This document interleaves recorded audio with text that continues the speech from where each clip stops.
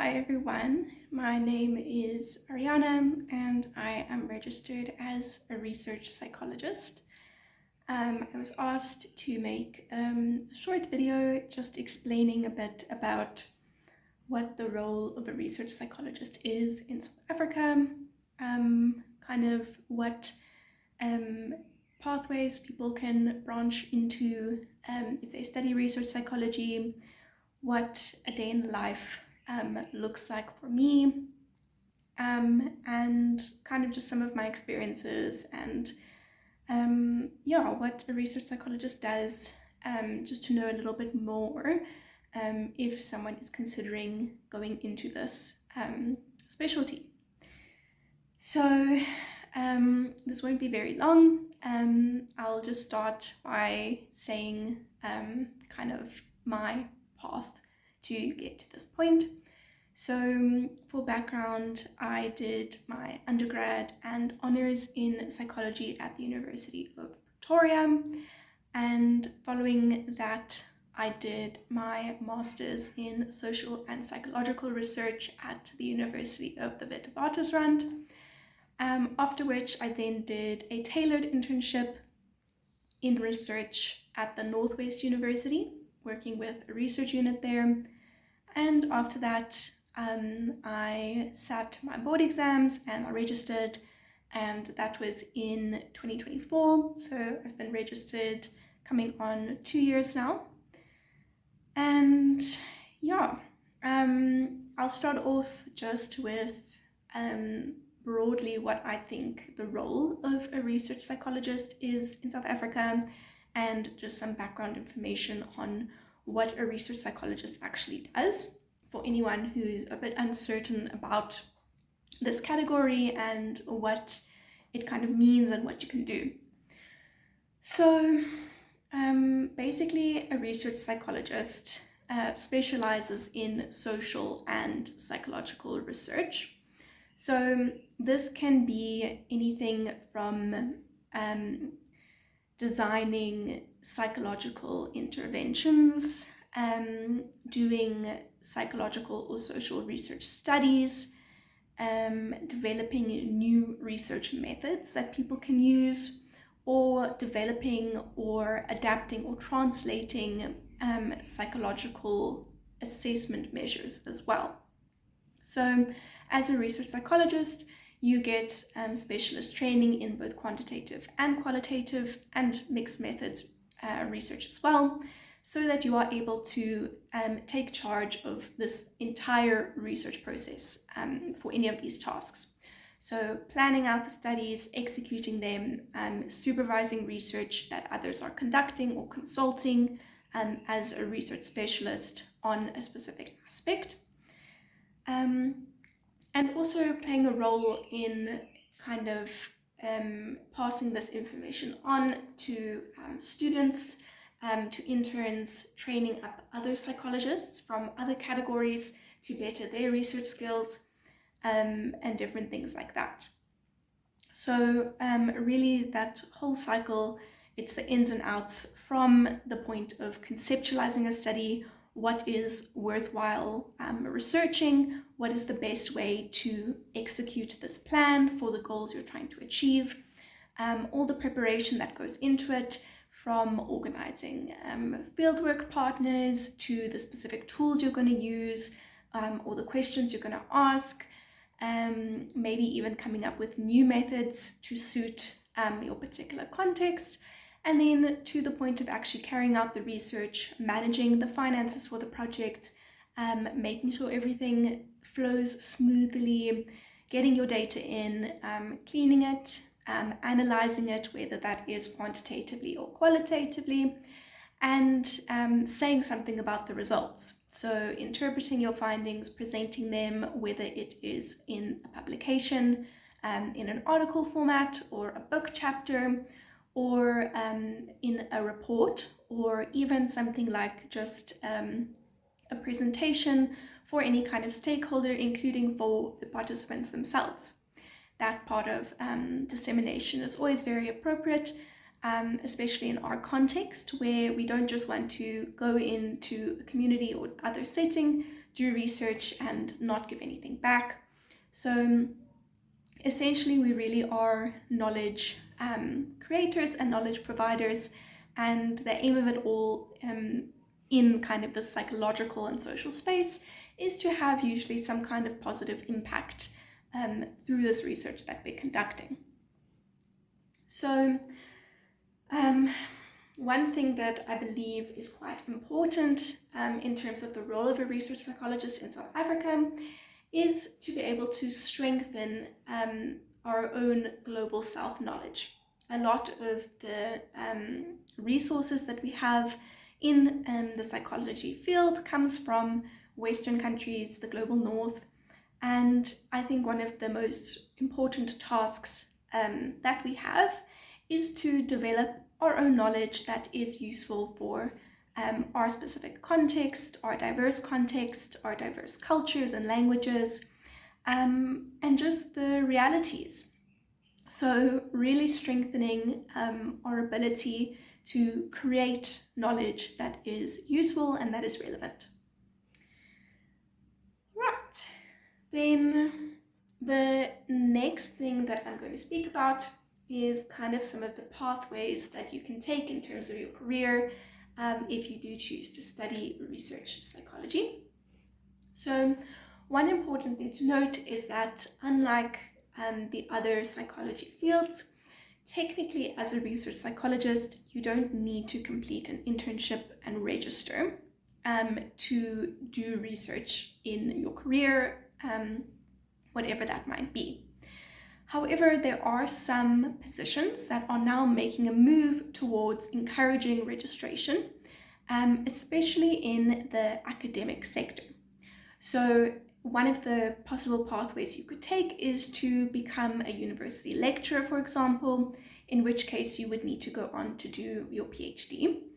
And I know that a lot of the universities are trying to get more of their academic staff registered as research psychologists for those who qualify, because it means that then they will be able to supervise more students, and it just helps to ensure that there isn't this kind of bottleneck when it comes to finding internship placements, which is quite a big problem, and things like that.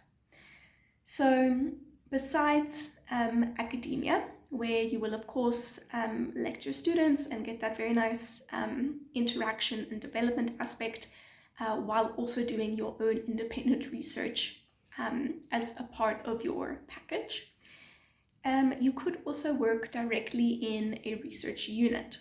So there are various research units, and this might not necessarily even be specifically in the field of psychology. It could be a little bit more broad, but for example, when I say research units, it could be things like the Human Sciences Research Council or any other similar council or unit that focuses on research activities.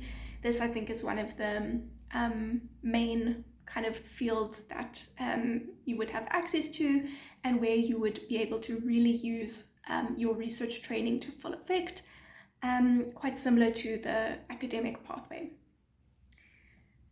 Then the other kind of broad path that you could take is moving more into the kind of corporate world. So this could be things like consulting or doing market research. A lot of people who study research psychology end up going this route, where your specific skill set of conducting basic research and analysis is quite useful. However, it is important to note that in some of these consulting or market research related roles, the topic of your research is not always going to be kind of humanities based. So I know for a lot of people who go into psychology, at their heart is a desire to help people and do quite meaningful human-centered work. And while there is nothing wrong with doing market research or certain corporate roles, something just to bear in mind is that dependent on the specific company or role that you are in, the type of research and reporting and kind of just topics that you deal with in your day-to-day might be slightly removed from that humanitarian aspect, and might be more business related. Then another kind of pathway, and on that note, is going into the NGO space or the nonprofit space. So for these roles, again, is something that's very needed and maybe closely aligns to what psychology students are hoping to do and achieve. And here it kind of is similar again. Within these roles, you want to look for things advertised like research assistants, research officers, anything kind of like that, where you will be assisting the NGOs or nonprofits to conduct their everyday activities. And if they are assisting, for example, in the education space or the health space, someone with a research psychology background would be quite well placed to go into these NGOs or NPOs and assist them with their internal research projects. And then lastly, in terms of pathways, something that is particularly, I think, appealing for people who want a bit more independence or to be kind of entrepreneurs or run their own business. It is very possible as a research psychologist, especially once you have built up more experience in the working world. But the other option that is open is to actually become an independent consultant or open up your own research agency. So in this sense, it would be starting a business and providing your research expertise and services to others who are looking to contract researchers for various projects that they are doing.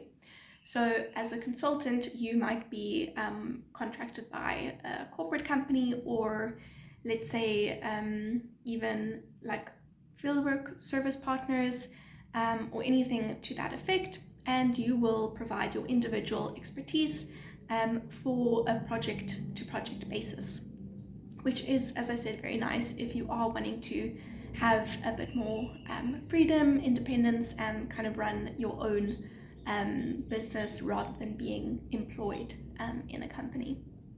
So with that, there is quite a lot of flexibility there, which is one of the things that I think is very nice about research. So the next thing that I want to speak about is just a bit of my perceptions on research psychology and why it is a very nice field to go into and kind of what use you get out of it. So the first thing is that I think the skill set that you develop is very diverse and it's very easily transferable. So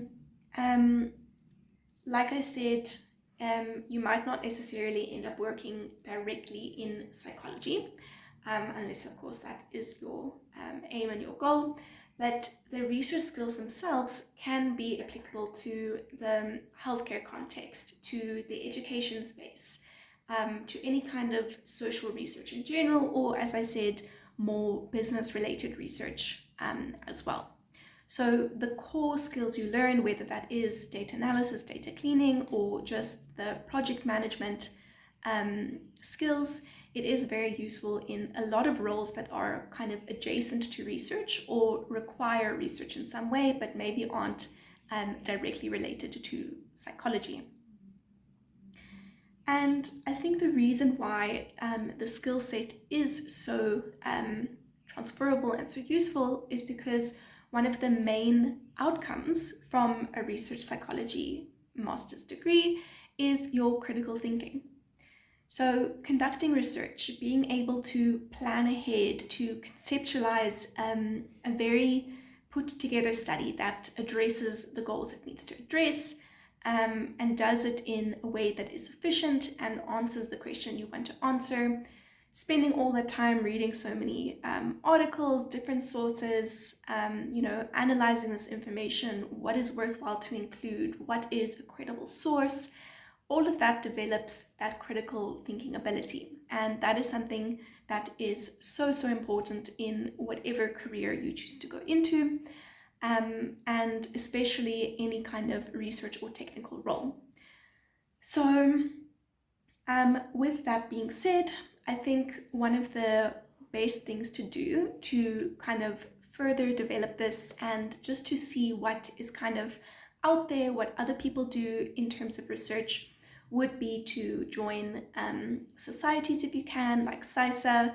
They have a student division, and attend the webinars, go to Congress if you can, volunteer to assist where you can, because you will be exposed to all the lovely research that people are doing, and you'll see just how much variety there is. And even if your passion is more on the clinical side of psychology, for example, a lot of people's research interests fall within that space as well. So you can see some very exciting things that people do that is helping to also further advance the clinical, counseling, educational, industrial psychology fields as well. And yeah, that is that in terms of just my broad perceptions of why research is useful. So I think the last thing that I will say just to end off is, for me specifically, what can your day-to-day look like? So this will be from my experience that I have, and currently that is working in a corporate consulting role. And this role, the specific company that I work with, and my team within the company is a very technical unit. So we are very quantitative focused, and we do all things primary data. So in my day-to-day, a lot of the tasks at the entry level that you do revolve around project management and planning, organizing client meetings, having your team meetings, and working up to doing things like designing the surveys, planning what needs to go into the surveys, how to structure them so they are logical, and you'll get the responses that you need, setting up your fieldwork preparations, so liaising with fieldwork partners, conducting trainings for field workers on quality control, on ethics, telling them how to use the tools that we've developed so when they go out into the field, the process is smooth. Also to things like watching the data come in, doing quality control, checking for alerts if anything is not looking like it should be looking in the data, and ensuring that this is addressed and corrected. And then eventually getting to cleaning the data, analyzing the data, and putting together reports at the end. Also, you can be involved in different proposals to try to win projects, contributing to a section.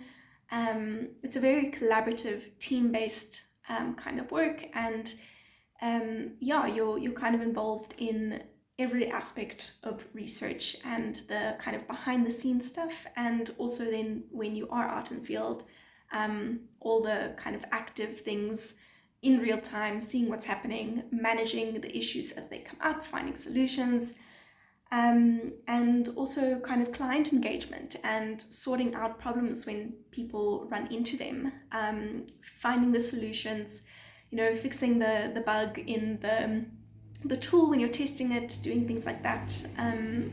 You day to day, just for me at least, and for I think a lot of technical roles with research, it is working the brain. It's fast paced, thinking on your feet, being very flexible if things change. So I am very lucky that I'm getting to use a lot of the skills that I learned and studied during my master's and my internship. And within this role, I can safely say that I have grown a lot, and I've learned new programs, new skills, new softwares, everything like that. So it's a career that allows for a lot of growth and development, and going a bit outside your comfort zone, which I think is something that people might not expect from research. So it is something definitely to consider if you are wanting to go into research psychology, kind of what it looks like, where it can lead you, but it is definitely very worthwhile. And yeah, I hope that this video was helpful and that you know a little bit more than when you started. Thanks.